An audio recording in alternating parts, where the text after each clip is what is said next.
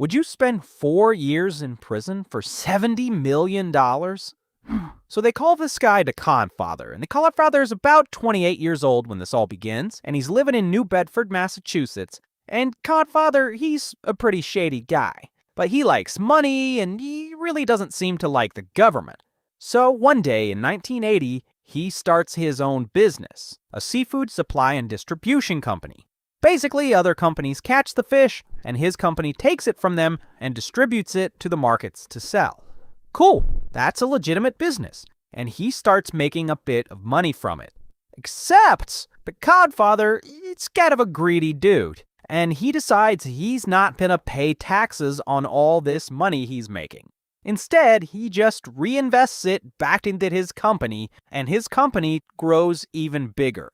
And about 4 years go by.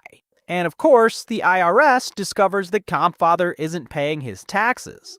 And bam, he gets arrested. And he gets convicted of tax evasion, and he spends about 4.5 months in federal prison. Now at this point, a normal person would probably start following the law and paying the taxes he owes every year. But even after going to prison, Codfather is still like, no, I ain't paying taxes. So while he's making payments to the IRS for previous taxes he owes, his seafood distribution business is still running and it's still making new money, and he keeps not paying taxes on a lot of that new money.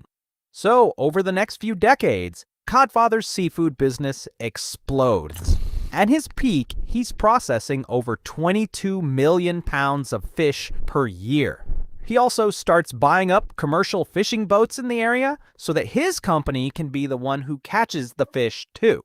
And before long, he becomes a dominant force in the New Bedford fishing industry, and his company controls 80% of the entire local groundfish sector.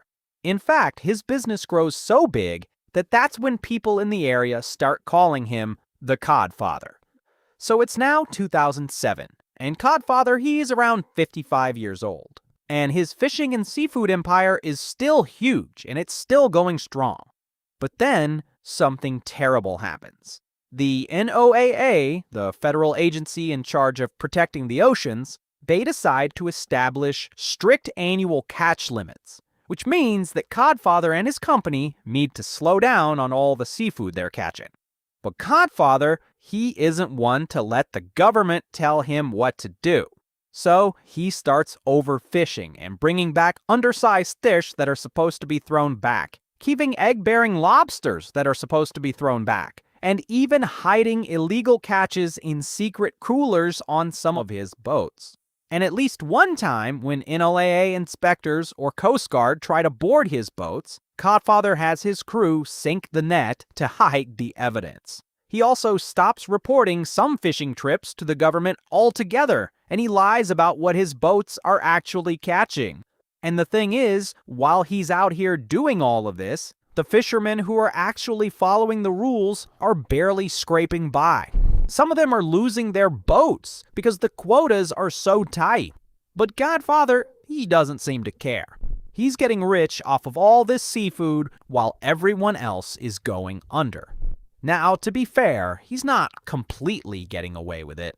Over the years, Codfather racks up more than 30 federal fishing violations and over $500,000 in fines. But these aren't violations that could get him thrown in prison or anything. But then, around 2012, he and his crew are pulling off a new scheme. You see, certain fish like cod and sole are protected by quotas, but his crew just keeps catching them anyway. And once they get back to port, he has his employees change all the paperwork and relabel the protected fish as haddock before the report gets sent off to the government. This dude is just shady. Now, most of this stuff he's doing are violations of government fish regulation, which, like I was saying, I don't think most people go to prison for that. You usually just get a fine or whatever. But here's where the shoot he's doing starts getting real illegal. When he sells a bunch of this fish to a wholesale fish dealer at the market in New York City, this New York fish dealer pays him directly with cash, instead of using checks or wire transfers or something like that that leaves a paper trail for the IRS to check. And this fish dealer usually stuffs all that cash into a bunch of duffel bags, and Codfather and his crew will put it in a truck and haul it all the way back to Massachusetts. So, in one stretch of about 6 months, this fish dealer alone pays Codfather over $600,000 in cash. So now Codfather is sitting on piles and piles of untaxed money.